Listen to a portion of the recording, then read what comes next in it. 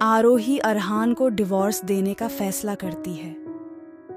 वो एक लेटर लिखकर उसे ड्रॉर में रख के दूसरे दिन सुबह अरहान की कार लेकर बाहर चली जाती है। अरहान को जब पता चलता है कि आरोही उसकी कार लेकर गई है तो उसे बहुत गुस्सा आता है। अब आगे अरहान का खून खोलने लगता है और वो बहुत गुस्से में जोर से उसकी माँ से कहता है, मुझे ये भी नहीं पसंद कि वो मेरी गाड़ी को छुए भी, और आज वो मुझसे बिना पूछे मेरी कार लेकर गई है। आने दो, उसे फिर बताता हूँ। अरहान की माँ उसे शांत करते हुए कहती है, तू क्यों गुस्सा कर रहा है?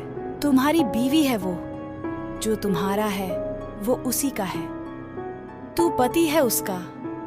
अरहान फ्रस्ट्रेट होकर कहता है, पति माय फुट, वह मेरी कोई नहीं लगती, ना पत्नी ना दोस्त और ना ही कोई और, तो उसके बारे में मुझसे बात मत कीजिए। अरहान की माँ कहती है, ठीक है नहीं करती, लेकिन वह गई कहाँ है? वो भी तुम्हारी कार लेकर? अब तो मुझे बेचैनी हो रही है। अगर उसे कुछ हो गया हो तो? अरहान जोर से कहता है, अगर होता है तो हो जाए, वो घर आए ना आए, जिए मरे, मुझे उससे कोई फर्क नहीं पड़ता।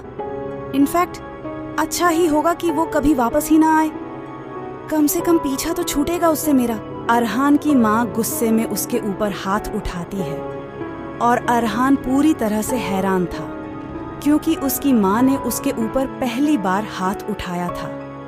अरहान की आंखों में आंसू आ रहे थे और वह गुस्से में कहता है, तो अब आप उसके लिए मुझ पे हाथ भी उठाओगे? अरहान की माँ चिल्लाकर कहती है, हाँ, क्योंकि आज तूने मुझे मजबूर कर दिया कि मैं तुझ पर हाथ उठाऊं। मैंने बहुत कोशिश की कि तुम दोनों का रिश्ता आगे बढ़ सके। उसने भी बहुत कोशिश की, पर तुझे एक कदम आगे बढ़ाना ही नहीं है।